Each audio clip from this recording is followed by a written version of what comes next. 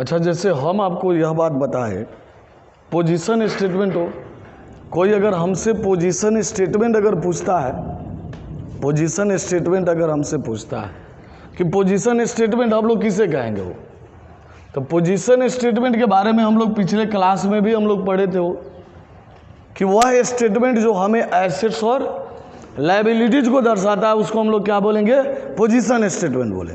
तो इस बात को हम लोग लिख लेते हो। यहाँ पे क्वेश्चन है, वो क्वेश्चन है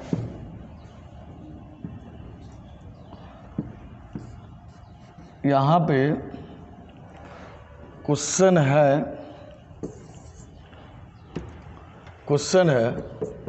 what do you mean by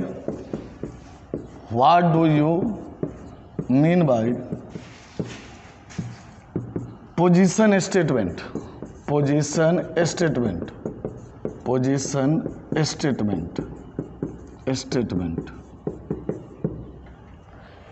स्थिति विवरण से आप क्या समझते हैं? स्थिति विवरण से आप क्या समझते हैं? क्या समझते हैं? यहां पे आंसर देंगे that statement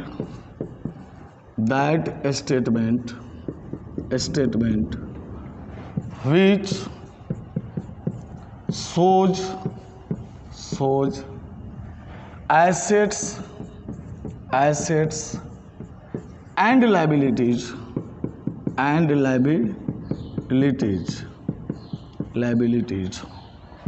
of a business, of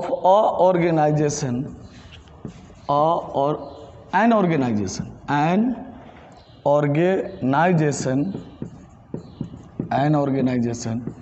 at particular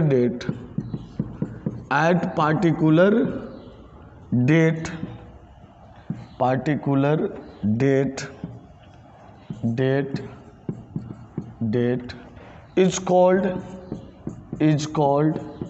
position statement. It's called position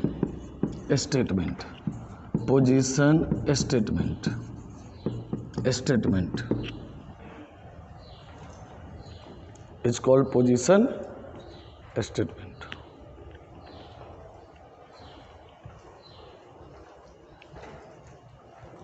ये हो गया। लिखिएगा हिंदी में, वह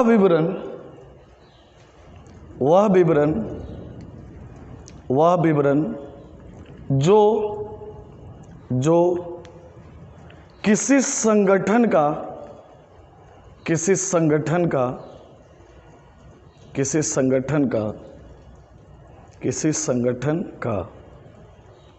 किसी तिथि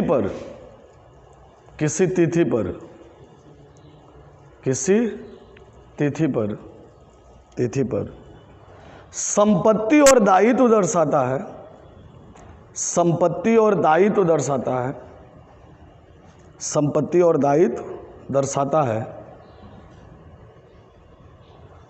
दर्शाता है, पोजीशन स्टेटमेंट कहलाता है।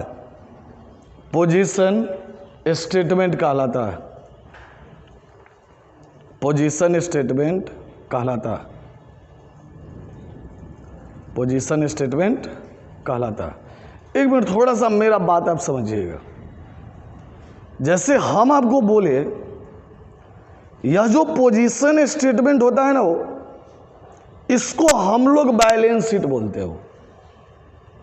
हमने आपको यही बात बताया कि यह जो मेरा पोजीशन स्टेटमेंट है, वो इस पोजीशन स्टेटमेंट को हम लोग बैलेंस शीट बोलते हैं।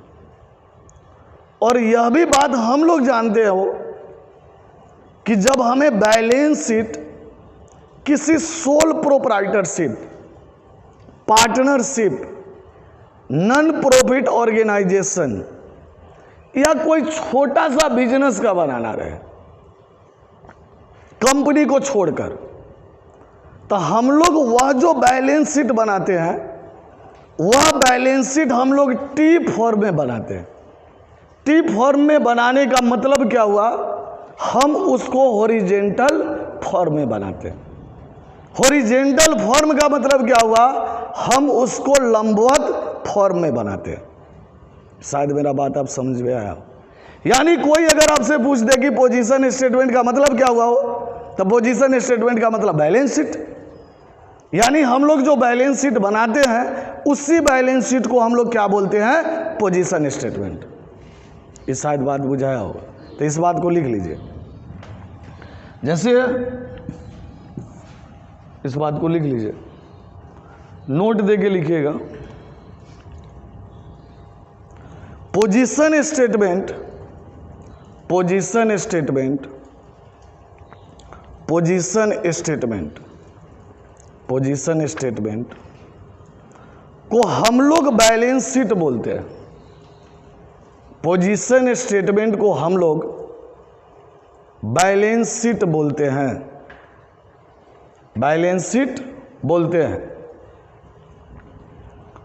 पोजीशन स्टेटमेंट को हम लोग बैलेंस शीट बोलते हैं। और यदि हमें बैलेंस शीट सोल प्रोप्राइटरशिप का बनाना रहे, सोल प्रोप्राइटरशिप का बनाना रहे, सोल प्रोप्राइटरशिप का बनाना रहे, पार्टनरशिप का बनाना रहे, पार्टनरशिप का बनाना रहे, नॉन प्रॉफिट ऑर्गेनाइजेशन का बनाना रहे,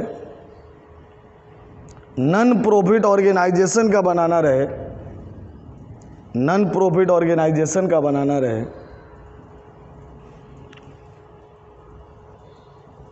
तो वह बैलेंस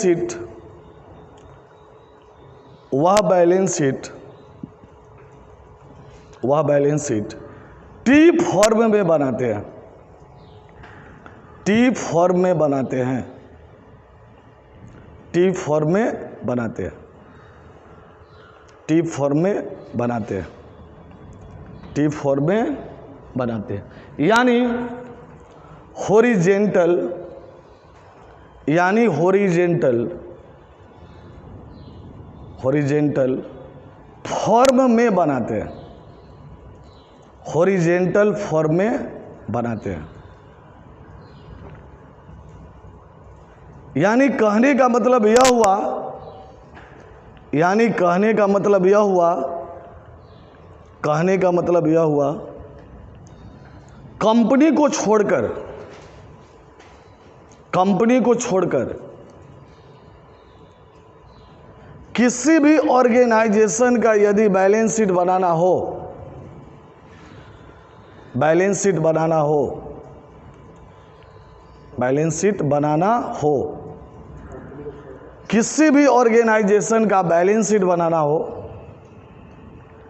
किसी भी ऑर्गेनाइजेशन का बैलेंस शीट बनाना हो, तो उसे हम टी फॉर्म में बनाते हैं, टी फॉर्म में बनाते हैं। तो उससे हम टी फॉर्म में बनाते हैं, उससे हम टी फॉर्म में बनाते हैं। अब यहां मन में यह क्वेश्चन आएगा, अब यहां मन में यह क्वेश्चन आएगा,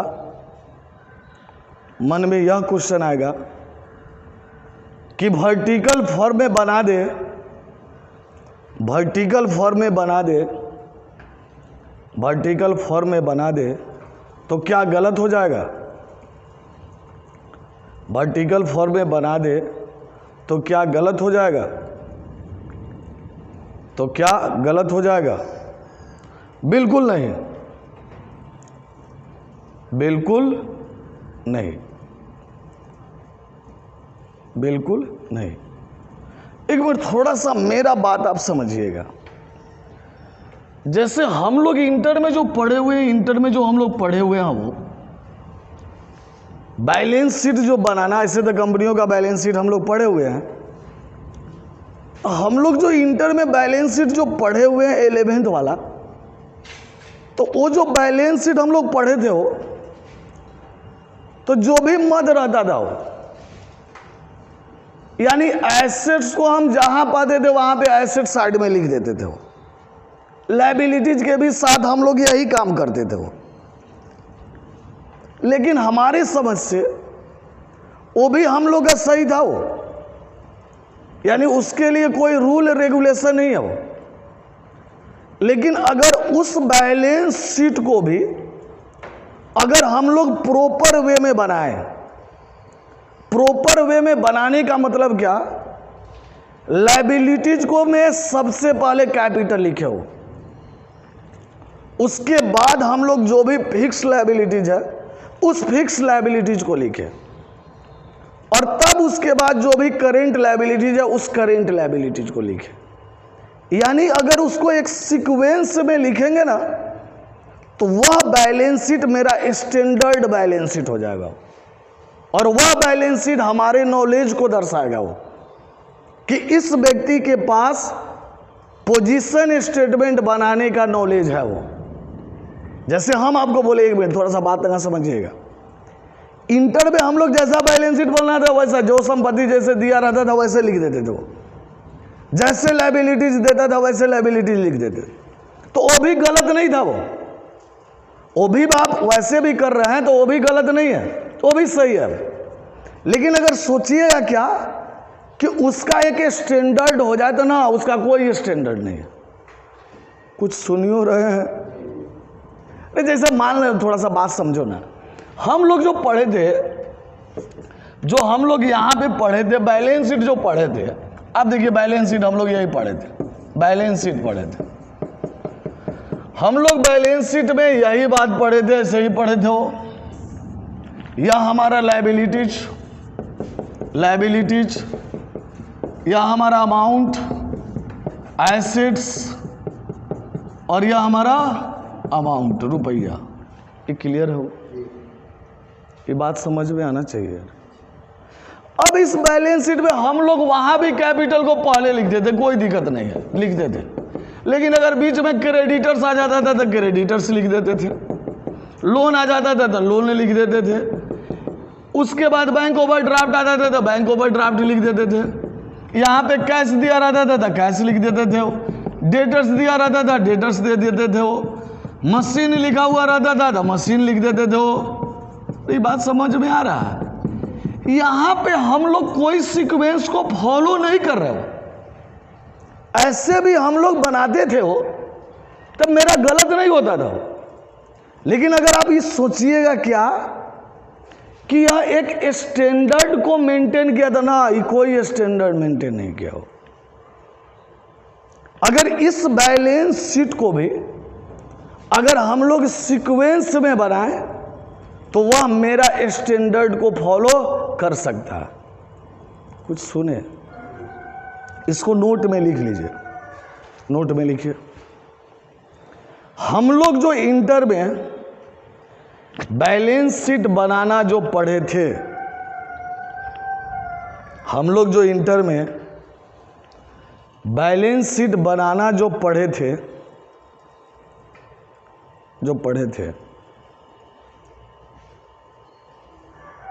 उसमें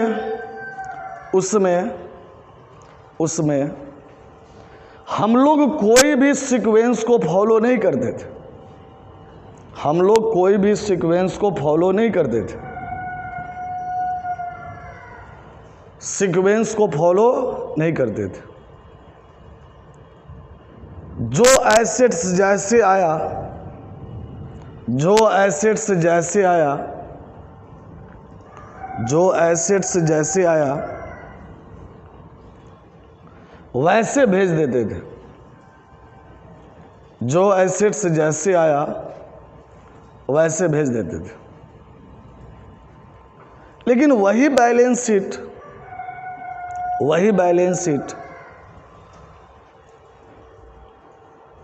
यदि हम एक सीक्वेंस में बनाएं, एक सीक्वेंस में बनाएं, सीक्वेंस में बनाए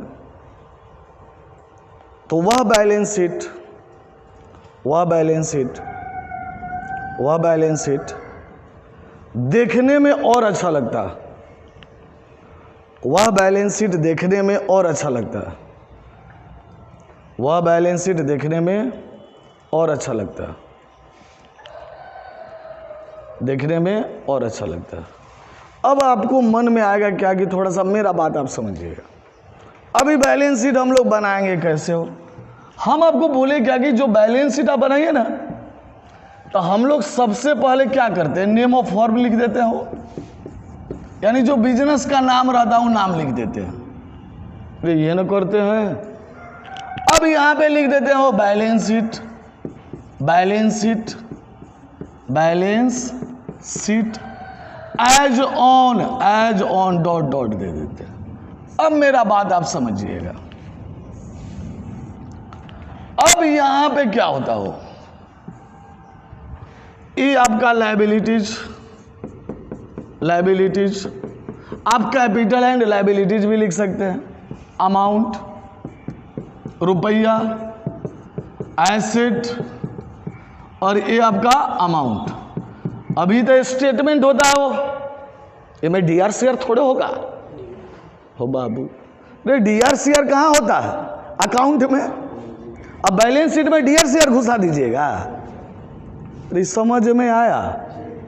अब थोड़ा सा मेरा बात आप समझिएगा। हम लोग सबसे पहले कैपिटल लिखते हो, कैपिटल लिखेंगे सबसे पहले। उसके बाद हम लोग क्या करेंगे, नॉन करेंट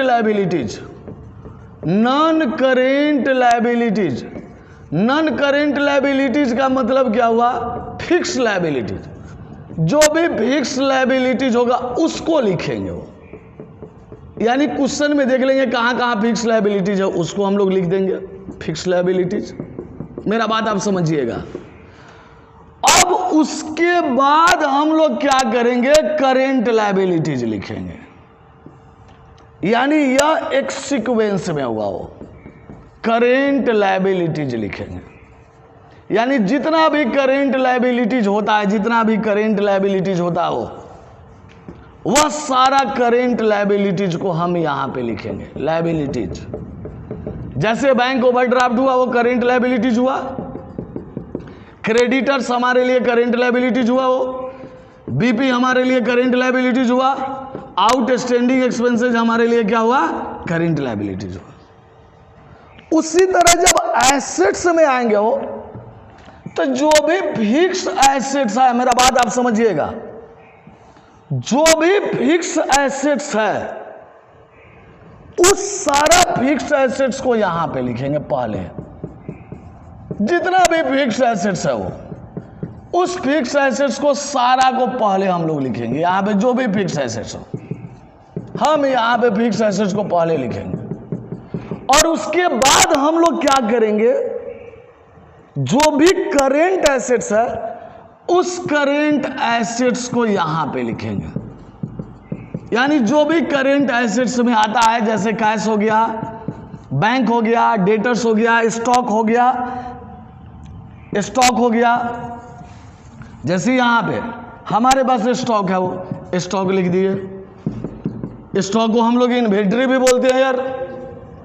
डेटर्स हो गया, डेटर्स को हम लोग लिख देंगे। उसके बाद बैंक हो गया तो बैंक लिख देंगे, उसके बाद कैश हो गया तो कैश लिख देंगे।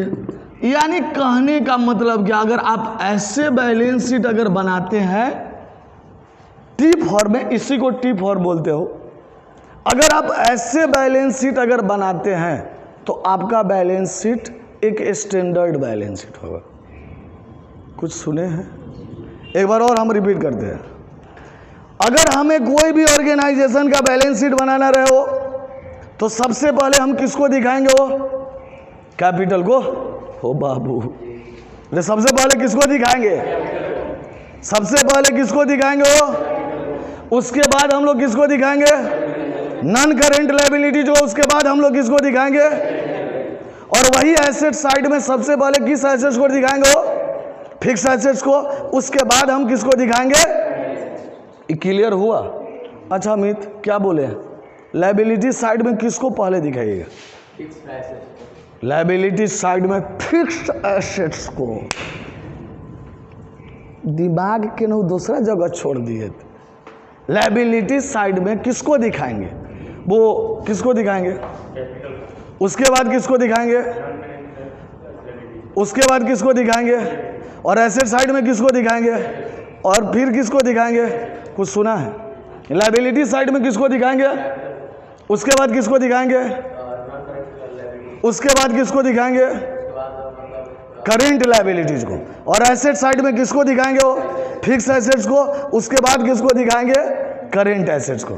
क्या मुद्रेंद्र कथी? लायबिलिटी साइड में सबसे पहले किसको दिखाएंगे? गधा कैपिटल को, कैपिटल को, कैपिटल। उसके बाद किसको? इसके बाद और एसेट साइड में किसको दिखाएंगे?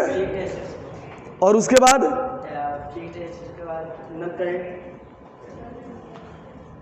फिक्स एसेट्स के बाद करेंट एसेट्स को। ये बात तो समझ गए हो ये क्या? अच्छा एक मिनट, इसको हमारे समझ से इसको आप लोग नोट कर लीजिए। क्या